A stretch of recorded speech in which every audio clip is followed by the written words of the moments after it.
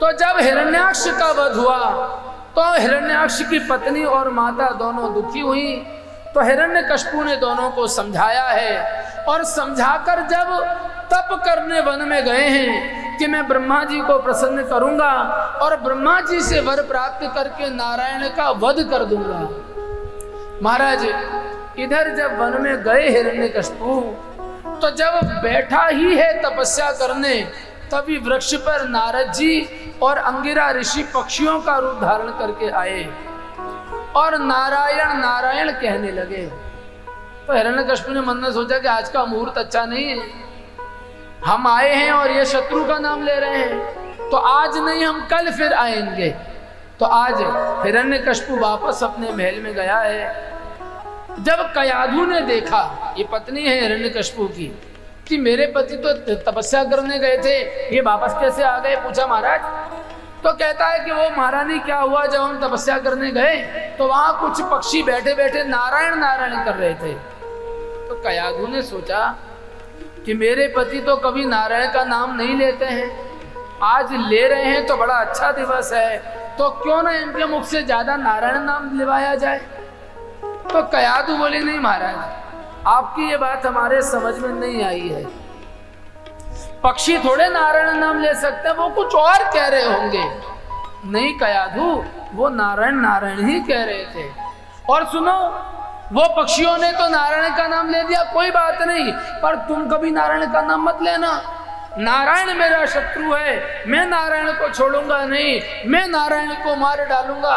नारायण नारायण नारायण नारायण कहता गया और कथा कहती है उसी समय हमारे भक्त प्रहलाद कयाधु के गर्भ में आए। महाराज हिरण्यकशिपु गए हैं तपस्या करने और कयाधु ने ये संकल्प लिया कि जब तक हमारे पति लौटेंगे नहीं तपस्या करके, तब तक हम अपने गर्भ के बालक को जन्म देंगे नहीं। लोग कहते हैं कि संसार में सबसे ज्यादा माता के गर्भ में रहने वाले सुखदेव जी हैं, जो 16 साल तक रहे। अरे प्रहलाद जी उनसे भी ज्यादा रहे, प्रहलाद जी अपनी माता के गर्भ में 100 वर्ष तक रहे महाराज। और जब ब्रह्मा जी प्रकट हुए, हिरण्यकशिपु ने वर प्राप्त कर लिए कि सुबह मरूं न शाम मरूं, दिन में मरूं न रात में मरूं, नर से मरूं न पशु से मरूं, घर के अंदर मरूं न बाहर मरूं। वर मांग के जब आए हैं तब महाराज कयाधु ने प्रहलाद को जन्म दिया।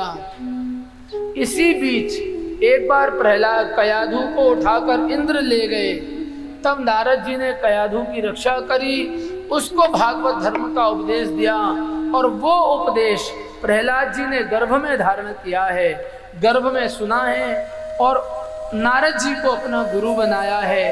कथा कहती है कि प्रहलाद जी जब बड़े हुए तो उनको गुरुकुल भेजा गया, पढ़ाई करने लगे। एक दिन हिरण्यकशिपु ने बुलाया प्रहलाद जी को और अपनी गोद में बिठाया, पूछा बेटा ये बताओ कि जो गुरुओं ने सिखाया है उनमें सबसे अच्छी बात कौन सी है। अब जो तो संडामर्ग शुक्राचार्य जी के पुत्र पढ़ा रहे हैं और प्रहलाद जी कहते हैं कि ये दैत्य गुरु तो हमारे गुरु नहीं है, हमारे गुरु तो नारद जी हैं, अब नारद जी ने जो सिखाया है वो बताएंगे। तो प्रहलाद जी कहते हैं कि पिताजी हित्वात्म पातम ग्रहम अंधकूपम वनम गतो यद हरिमाश्रयेत, कि ये जो घर है ये अंधा कुआं है, वास्तविकता में अगर नारायण को प्राप्त करना हो तो हमें वन में जाना चाहिए और नारायण की भक्ति करनी चाहिए। हिरण्यकशिपु कहता है कि अरे ये तो हमारे बालक को किसी ने नारायण की भक्ति सिखा दी। गुरुपुत्रों को बुलाया कि देखो भाई जरा ध्यान से, तुम्हारी पाठशाला में हमें लगता है कि कोई नारायण का दूत आके रहने लगा है, हमारे बालक को बिगाड़ दिया है, जरा दोबारा जाओ और अच्छे से पढ़ाओ। फिर प्रहलाद को लेके गए, कुछ महीने तक फिर पढ़ाई हुई, फिर प्रहलाद को बुलाया, गोद में बैठाया कि बेटा बताओ जो गुरुओं ने पढ़ाया उसमें सबसे अच्छा क्या था। तब नारद प्रहलाद जी कहते हैं कि पिताजी हमारे नारायण की 9 प्रकार की भक्ति है। श्रवणम कीर्तनम विष्णु, स्मरणम पाद सेवनम, अर्चनम वंदनम दास्यम, सख्यम आत्मनिवेदनम इति पुंसार पिता विष्णु भक्तिश्चेन नवलक्षणा। 9 प्रकार की भक्ति करने से मानव प्रभु का प्रिय बन जाता है। तब हिरण्यकशिपु को बहुत गुस्सा आया। फिर गुरुपुत्रों को बुलाया और कहा कि जाओ इसे ले जाकर बांध दो और इसे कड़ा दंड देकर पढ़ाओ। फिर गुरुपुत्र लेकर गए हैं। कथा कहती है एक दिन महाराज गुरुपुत्र किसी यजमान के यहाँ कोई यज्ञ कराने गए तो प्रहलाद जी को खंबे से बांध दिया। महाराज प्रहलाद जी खंबे से बंधे हैं।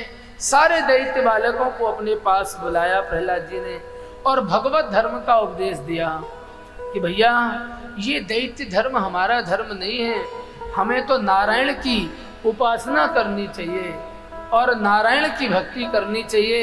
और सारे दैत्य बालक भगवान के भक्त हो गए महाराज। और कथा कहती है कि जब गुरुपुत्र पाठशाला में आए हैं तो देख रहे हैं कि सारे बालक ताली बजा बजा कर महाराज प्रभु के नामों का गान कर रहे हैं। श्रीमन नारायण नारायण नारायण, श्रीमन नारायण नारायण नारायण, भजमन नारायण नारायण नारायण, भजमन नारायण नारायण नारायण, लक्ष्मी नारायण नारायण नारायण, लक्ष्मी नारायण नारायण नारायण,